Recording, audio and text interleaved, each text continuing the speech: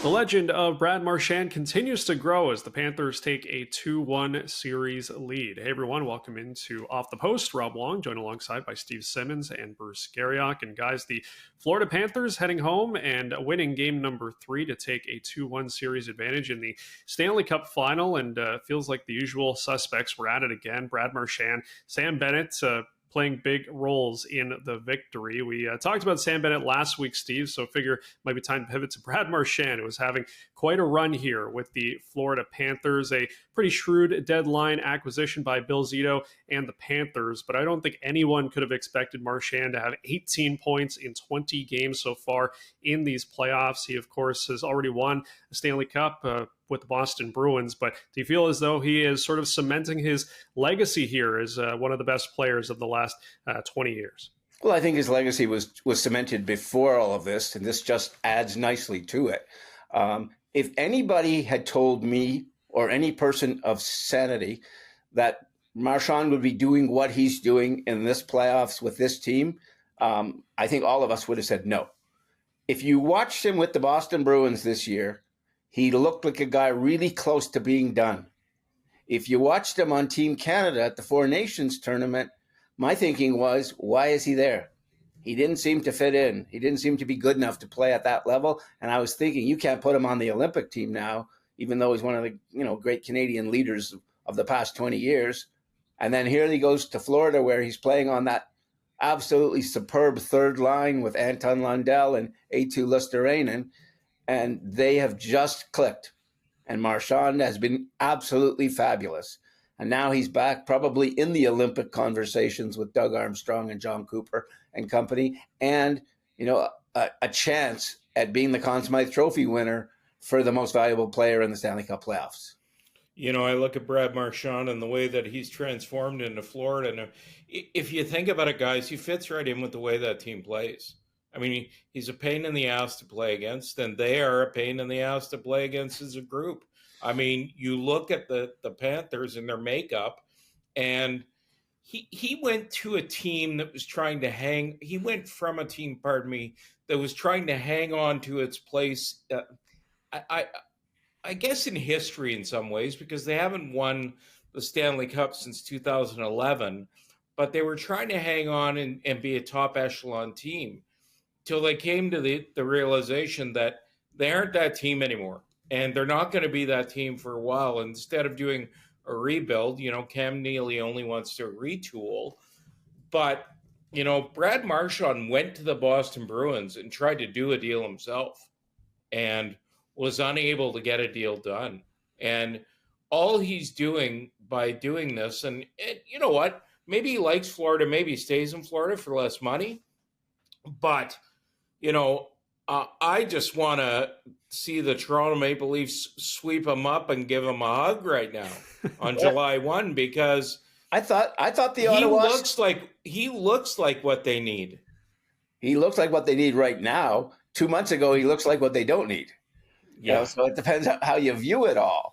I want to tell you a quick Marchand story just because I found it personally funny. I was in Florida when the Panthers traded for him. And when they had the press conference to introduce him to the local media, which is 7 guys who work for the team and about 3 other people, I show up at the press conference and he walks in with the PR person, gets behind the microphone, turns to his left and looks at me and says, "What are you doing here?" You said I'm retired. I'm in Florida. Well, semi-retired. My new job is following you around.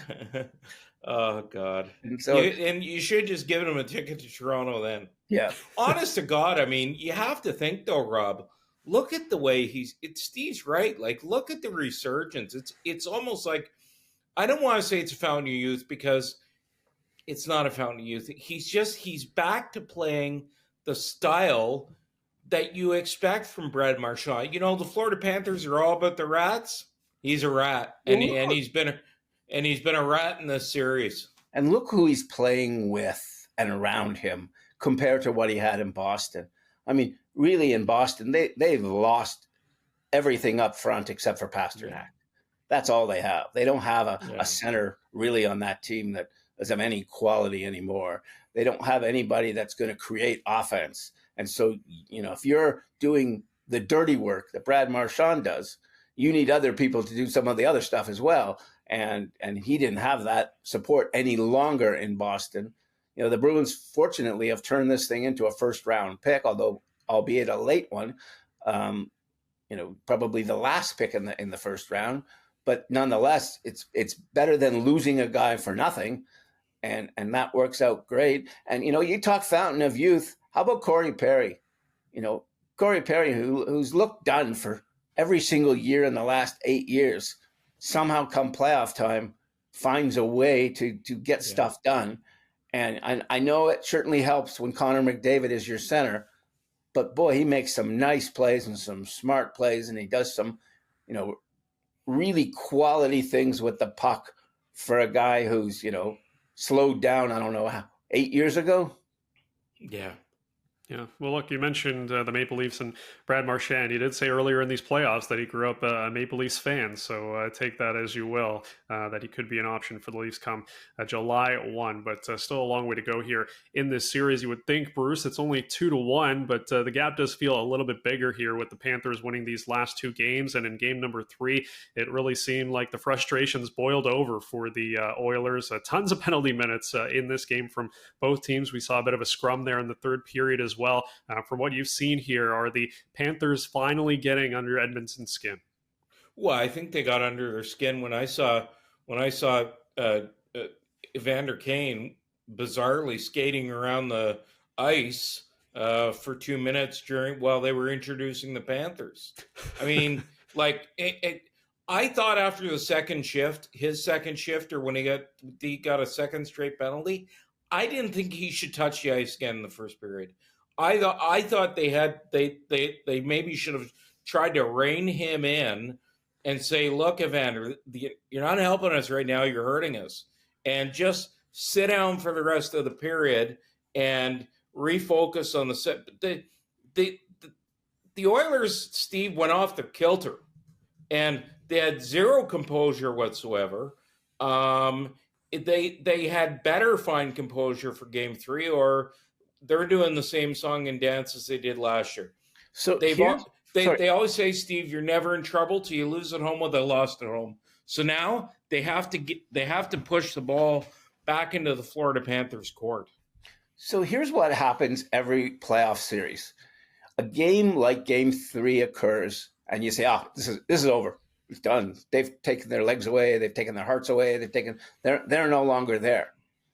And we saw that with Carolina when they lost the first 3 games to Florida. We saw, we've seen it in other places. I'm not saying it's almost like you think the will has disappeared, right? It usually does. And I don't blame Rob for thinking, you know what, maybe the will has disappeared, right, Rob? I mean, but there's one thing that about this Panthers team, and I think sometimes we don't give them enough credit. They have 9 games in this Stanley Cup season of scores of 6-1 or 6-2 or 6-3. 9 games. They're a good team. Combined scores of 51-13. Yeah. They have a way. They don't just beat on you. They beat you up.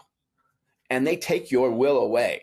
And I'm not saying the series is over, because anytime Connor McDavid plays and Leon Draisaitl plays, they can do stuff that nobody else can do.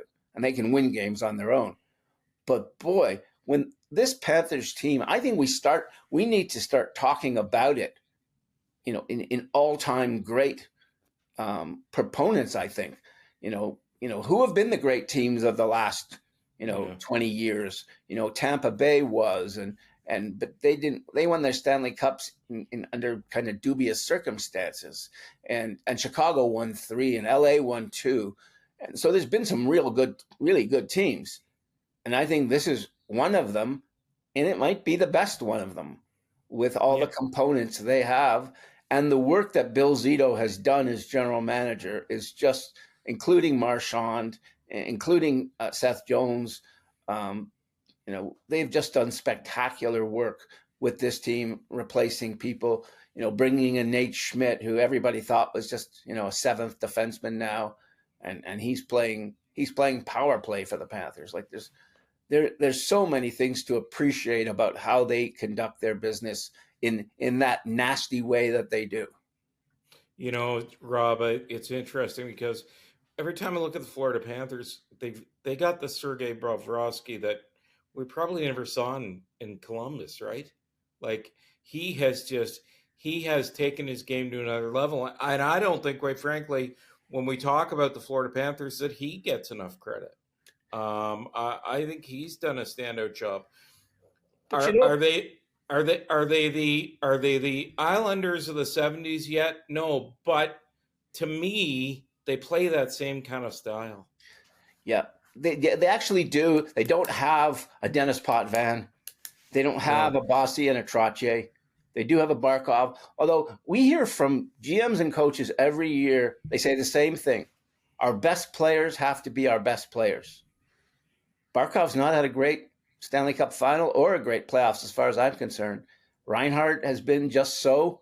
He's not playing to his normal level. The best players on the Panthers have not been that great. It's been the Lundells and the Bennetts and the Marchands and those guys who have really made this team go. And Seth Jones has been remarkably good. And as you point out, Bobrovsky made a couple of saves last night at 0-0. You know, you don't think of it now when the game ends 6-1. You don't think back to those. But that game, not was 0 because they scored early. Sorry, it was 1-0. Edmonton had so many chances to tie that game up. And he just made good save after good save, and the kind of kick save and a beauties that most goalies can't make. You know, the one thing we need to see in Game 4 is Draisaitl and McDavid have to be noticeable again, and if they aren't, then good night. Yeah, well, look, all you have to do is go back to last year when it was 3-0, and we thought it was all dead in the water for the Oilers, but they were able to come back. It's just a 2-1 deficit. We'll see what happens in game number 4 on Thursday. As always, leave your thoughts in the comment section below. For Steve Simmons and Bruce Garrioch, I'm Rob Wong. Thanks for watching, and we'll talk to you next time.